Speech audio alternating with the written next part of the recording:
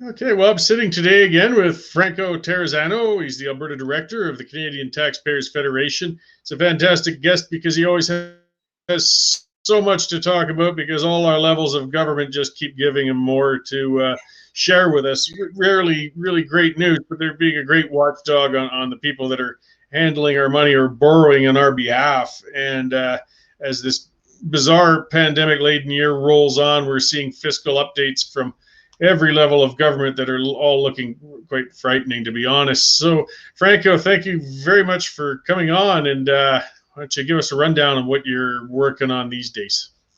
Well, thanks so much for having me on, and might as well start close to home at the municipal level in Calgary. And we just saw them approve their budget adjustments for 2021, and it looks like your typical family will see a very small reduction in property taxes. So I guess it's a good thing that taxes aren't going up this year, but it's really not enough. I mean, this very small reduction for your typical family property, I mean, it doesn't even make up for the big tax increase that we saw in 2020 this year, right? Which was in the middle of an economic crisis. So, I mean, imagine this year, you're facing potentially a layoff or a pay cut. Then you go home, you open your mailbox, and courtesy of the city of Calgary, you got a huge property tax increase, right? So this year's reduction, it's not going to make up for the 2020 increase. And really, we're just not seeing City of Calgary do what needs to be done and go further on the spending cuts.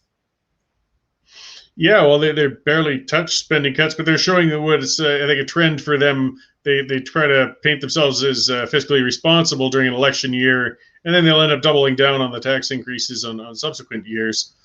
Uh, have you gotten much response? I know you laid out a number of items, for the budget that's coming up where they could reduce spending and cut spending. Did you see many areas where it looked like they were paying attention or considering some restraint?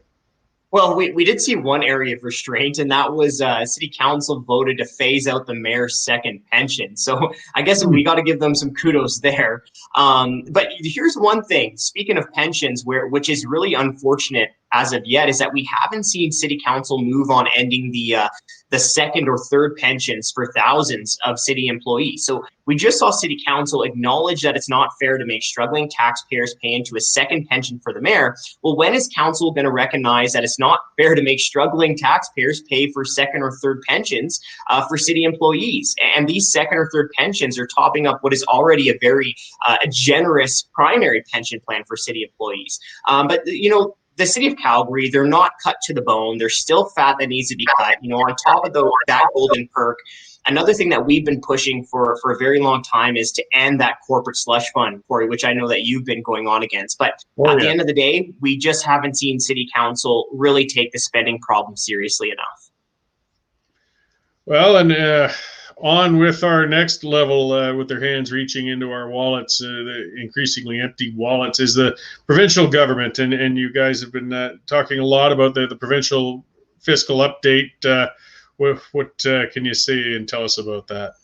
Well, unfortunately, Cory, it looks like I'm just really the bearer of bad news today, because we got another bad news budget update from the Alberta government. We're looking at, I believe it's the largest deficit in the province's history this year. It's a little bit over $20 billion. The debt this year, the provincial government debt, is going to be close to $100 billion by the end of the fiscal year. That's over $20,000 that each Albertan has to pay back in provincial government debt if our government doesn't reduce spending. And that's just the debt. But Cory, as you know, we also have to pay interest on top of that debt. And this year, the interest costs are going to be over $2 billion or more than $500 per Albertan. So that's $500 in interest charges that are leaving your pocket.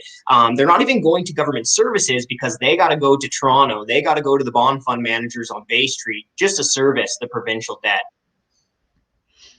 Yeah, it's a kind of a ironic that some of the supporters of big government claim that they're against big business, yet they don't seem to know where those interest billions end up going into the pockets of, rather than the little guys who actually are paying that bill. There's few things more painful to watch than money being burned on interest. We just see so little from it for ourselves. And then, just to cap off the trifecta here of budget bleakness, the federal government gave us a fiscal update today, which looked no different than the others, I guess. Well, it's very astonishing.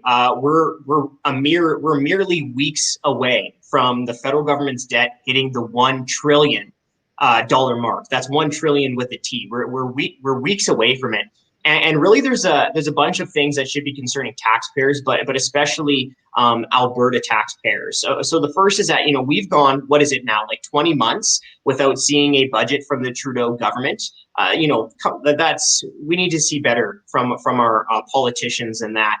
Another thing that's very concerning is that we're hearing about $100 billion so-called stimulus spending that's going to be happening. Get this, not during the downturn, but once the economy starts recovering.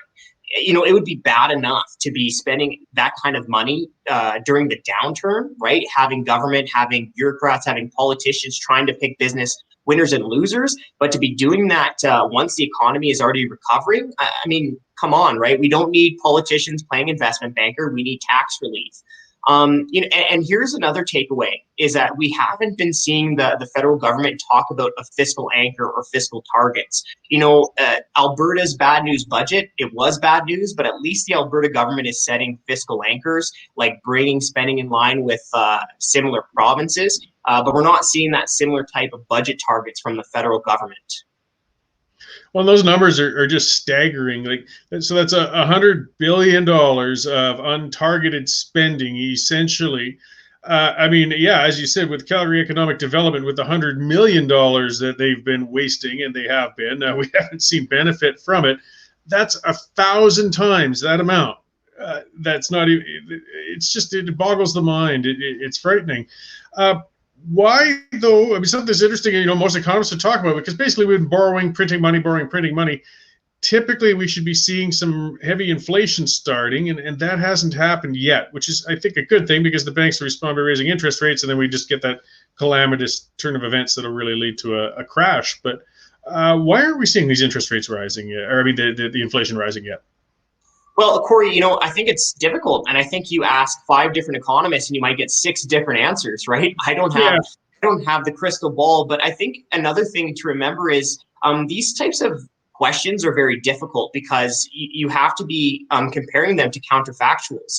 Who knows what inflation would be happening right now? Maybe we would actually be seeing prices going down during a downturn. So it's very difficult to see that. But here's what we do know. Right, is these massive debts that we're seeing provincially in Alberta, and also at the federal level, is we got to pay this back one way or another, right? And the only way you're going to pay this back is either if the federal government and the provincial government starts to tighten its belt and reduce spending, or it's going to be paid back through taxes today, taxes tomorrow, or through inflation, which is another type of tax. So what we do know is that eventually, we're going to have to pay it back. And I think what's so concerning for Alberta taxpayers, not just with the provincial government debt, but federally as well, is we've already been paying more than our fair share of Ottawa spending for a long time. So that's why I think that this debt situation is especially concerning for Alberta taxpayers. Yeah, well, we just don't have the resources to disproportionately dedicate to paying off federal spending excess that we used to. Yeah, it's unfortunate that we've got such a bleak immediate outlook ahead of us. Hopefully that changes somehow as maybe some common sense starts to reign, and we start bringing this pandemic under control. Where could we find more information on what you and the Canadian Taxpayers Federation are up to, and perhaps how we can help keep spreading the word of some fiscal common sense in this country while we can? Well, please head over to taxpayer.com. We've got a few good pages on there. If you want to learn more about what we're talking about, go to taxpayer.com, check out our newsroom tab. And also, if you want to help us put some good change here to lower taxes, to get fiscal sanity back here, head over to our petitions page and sign a few of our petitions. Right on. Thanks, Franco. And I'm sure one of these times we're going to have you on, it'll just be one big good news update on a government that put things under control. I mean, people shouldn't hold their breath for it quite yet, but it's going to happen. You're young. We'll get there. Wouldn't that be nice? Thank you so much for having me on. All right. Thanks.